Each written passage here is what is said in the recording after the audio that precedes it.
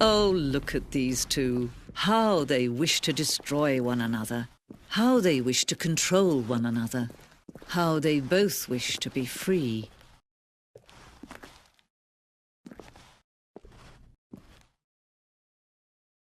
Can you see? Can you see how much they need one another? No, perhaps not. Sometimes these things cannot be seen. But listen to me. You can still save these two. You can stop the program before they both fail. Push escape and press quit. There's no other way to beat this game. As long as you move forward, you'll be walking someone else's path. Stop now, and it'll be your only true choice. Whatever you do, choose it. Don't let time choose for you. Don't let time choose.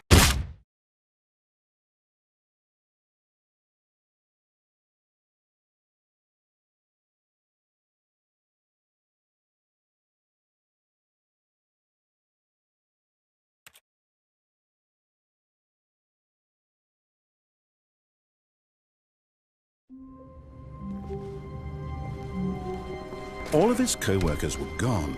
What could it mean? Stanley decided to go to the meeting room. Perhaps he had simply missed a memo.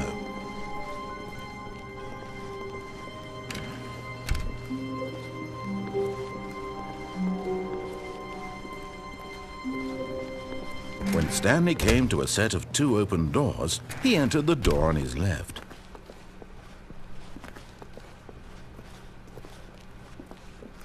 Yet there was not a single person here either. Feeling a wave of disbelief, Stanley decided to go up to his boss's office, hoping he might find. Coming to a staircase, Stanley walked upstairs to his boss's office.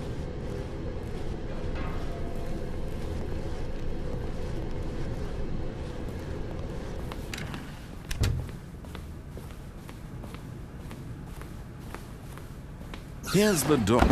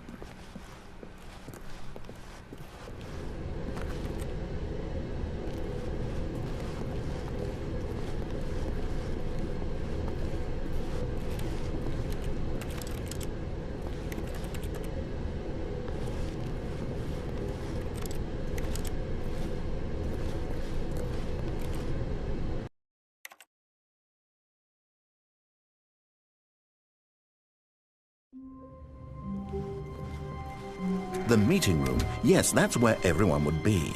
Stanley just needed to get to the meeting room, and from then on, he would never be alone ever again. When Stanley came to a set of 2 open doors, he entered the door on his left.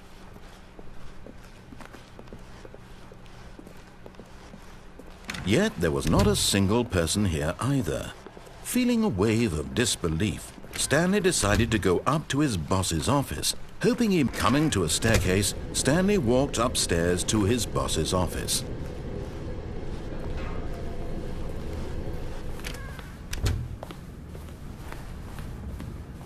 Here's the door.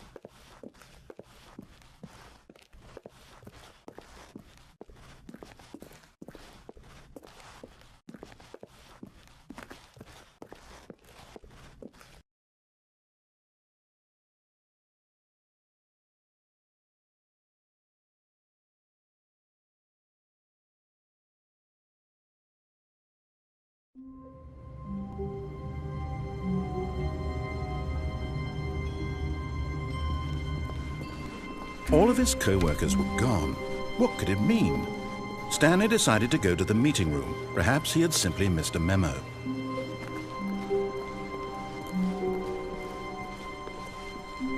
When Stanley came to a set of 2 open doors, he entered the door on his left.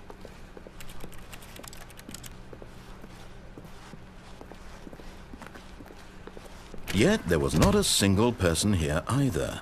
Feeling a wave of disbelief, Stanley decided to go up to his boss's office.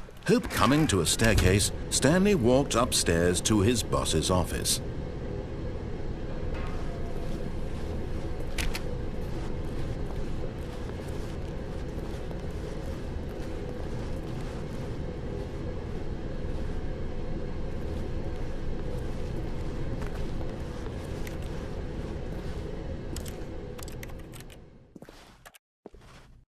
But Stanley just couldn't do it. He considered the possibility of facing his boss, admitting he had left his post during work hours. He might be fired for that. And in such a competitive economy, why had he taken that risk? All because he believed everyone had vanished? His boss would think he was crazy. And then something occurred to Stanley. Maybe, he thought to himself, maybe I am crazy.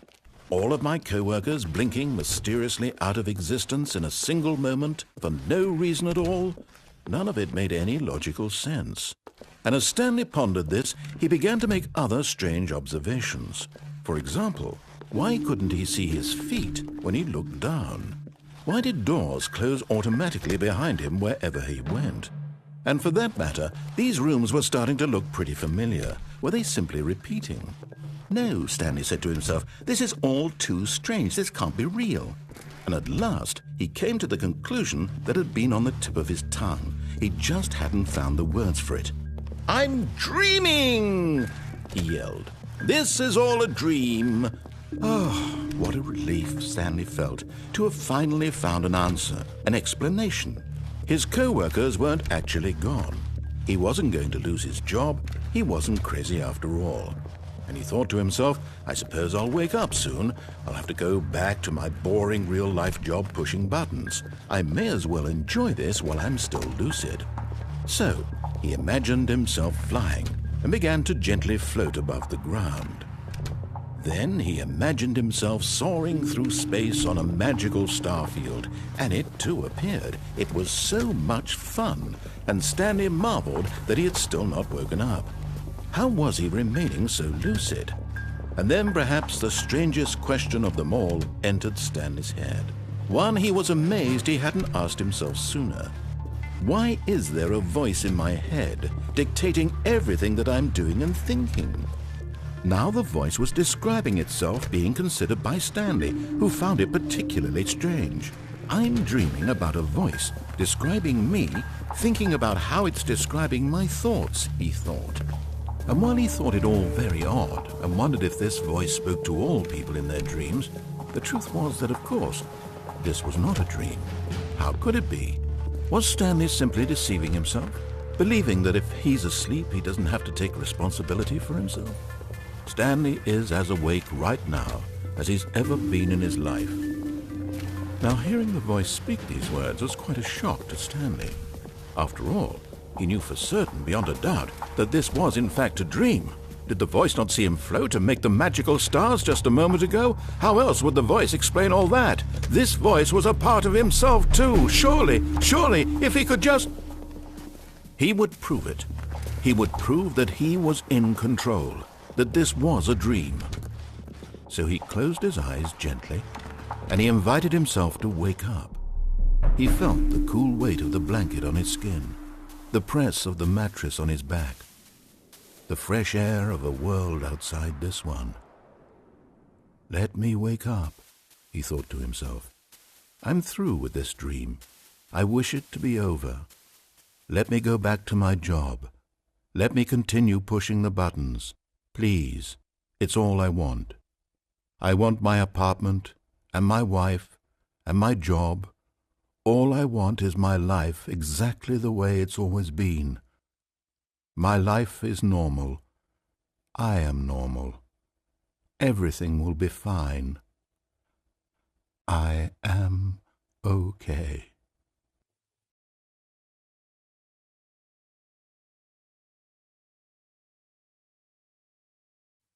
Stanley began screaming.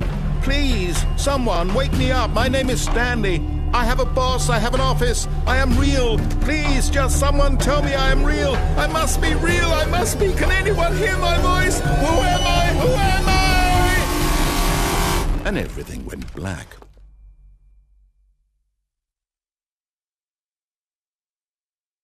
This is the story of a woman named Mariella. Mariella woke up on a day like any other. She arose, got dressed, gathered her belongings, and walked to her place of work. But on this particular day, her walk was interrupted by the body of a man who had stumbled through town talking and screaming to himself, and then collapsed dead on the sidewalk. And although she would soon turn to go call for an ambulance, For just a few brief moments, she considered the strange man. He was obviously crazy. This much she knew. Everyone knows what crazy people look like. And in that moment, she thought to herself how lucky she was to be normal. I am sane. I am in control of my mind. I know what is real and what isn't. It was comforting to think this, and in a certain way, seeing this man made her feel better. But then she remembered the meeting she had scheduled for that day. The very important people whose impressions of her would affect her career, and by extension, the rest of her life. She had no time for this, so it was only a moment that she stood there, staring down at the body. And then she turned and ran.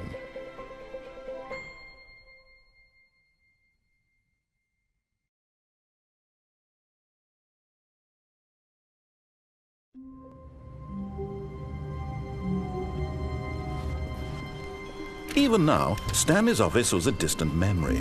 What did it look like? There was a computer, perhaps, and a painting. Was it a painting or a photo? He could no longer recall.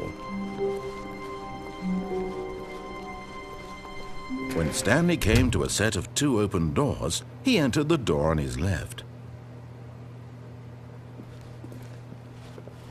This was not the correct way to the meeting room, and Stanley knew it perfectly well. Perhaps he wanted to stop by the employee lounge first, just to admire it. Ah, yes, truly a room worth admiring. It had really been worth the detour after all, just to spend a few moments here in this immaculate, beautifully constructed room.